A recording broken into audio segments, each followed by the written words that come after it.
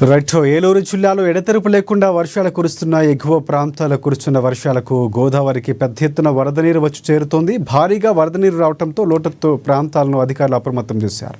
ఎడతెరపు లేకుండా మరొక 2 రోజుల పాటు వర్షాలు కురిస్తే లోతట్టు ప్రాంతాలు పూర్తిగా జలమయమవుతాయని చెప్తున్నారు. ఇదే అంశానికి సంబంధించి పూర్తి అప్డేట్స్ అందించేందుకు మా ప్రతినిధి హరీష్ మనకి లైవ్లో సిద్ధంగా ఉన్నారు. హరీష్, చెప్పండి, పూర్తి అప్డేట్స్ ఏంటి? నెల్లూరు జిల్లాలో గత 2 రోజులుగా అయితే వర్షాలు భారీ ఎత్తున కురుస్తున్నాయని చెప్పుకోవచ్చు. ఏదైతే భారీ ఎత్తున వర్షాలు కురుస్తున్న నేపథ్యంలో కూడా ఏలూరు జిల్లాలో ఉన్న లోతట్టు ప్రాంతాలన్నీ కూడా జలమయం అవుతున్నాయి. ఏదైతే ఎగువ ప్రాంతాల్లో కురుస్తున్న వర్షాలకు గోదావరి పెద్ద ఎత్తున అయితే ప్రవహిస్తుందనే చెప్పుకోవచ్చు. ఇదే నేపథ్యంలో 48 గేట్ల ద్వారా అయితే 2,03,532 క్యూసెక్ వరద నీటి దిగువకి అయితే విడుదల చేస్తున్నారు. గోదావరి నీటి మొత్తం పెరగడంతో కూడా అధికారులు అయితే అప్రమత్తమయ్యారు.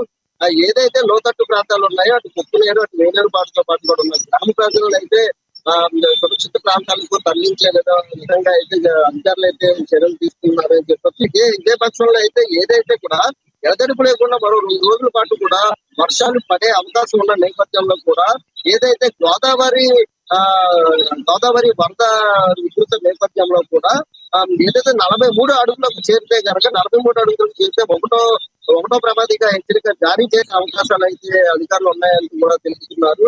ఇదే సమయంలో అయితే ఏలూరు పట్టణంలో అయితే గత 2 రోజులుగా ఎడతెరిపి లేకుండా చూస్తున్న వర్షాల నేపథ్యంలో ఏలూరు ప్రాంతంలో ఉన్న ప్రతి నగరం కూడా పూర్తి జలమయంతో నిండిపోయిందనే చెప్పుకోవచ్చు. ఇదే నేపథ్యంలో అయితే వ్యక్తి సర్వే అయితే అధికారులకు కూడా తీవ్ర దిశానిర్దేశాలు కూడా అందించారు. ఏదైతే వరద ప్రాంతాలు ఉన్నాయో వరద ప్రాంతాల్లో కూడా అధికారులు వెంటనే చొరవ తీసుకొని ఏదైతే లోతట్టు ప్రాంతాల్లో నివసించే ప్రజలను కూడా సురక్షిత ప్రాంతాలకు తీసుకువెళ్లి వాటి ఉన్నత ప్రాంతాలకు తీసుకెళ్లి వారిని సదుపాయాలకు అందించాలంటూ కూడా అధికారులు అయితే స్పష్టం చేస్తున్నారు. ఇదే నేపథ్యంలో కూడా పోలవరం ప్రాజెక్టు దగ్గర అయితే ఎక్కువ కురుస్తున్న వర్షాల నీటిని కూడా దిగువకి అయితే విడుదల చేస్తున్నారు. దిగుని విడుదల చేసిన నేపథ్యంలో ఏదైతే పోలవరం నియోజకవర్గంలోని వేలేరుపాడు, అదే విధంగా పట్టణూరు మండలాల్లో కూడా ఏదైతే లోతట్టు ప్రాంతాలు ఉన్నాయో లోతట్టు ప్రాంతాలు కూడా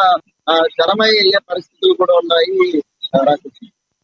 right. Thanks for updates, Harish.